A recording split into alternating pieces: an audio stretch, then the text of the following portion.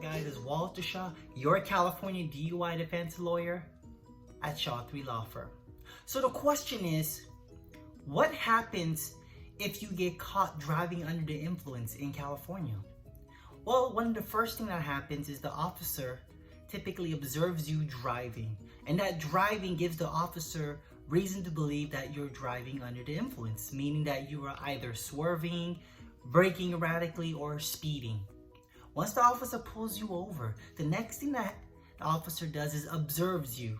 They're looking for objective symptoms of intoxication, such as bloodshot eyes, watery eyes, slurred speech, alcohol odor.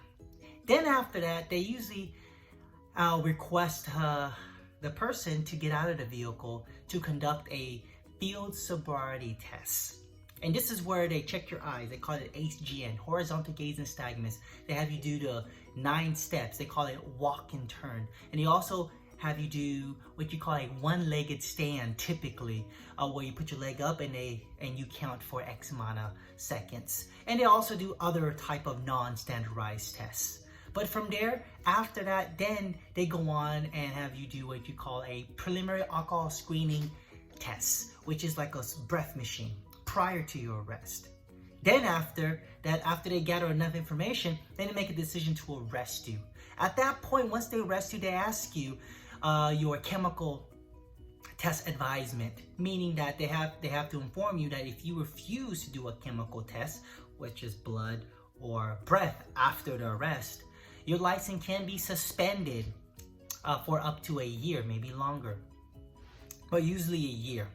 But if you refuse, typically they will get a warrant from the judge to get your blood. Then you get arrested thereafter and take you into the booking center.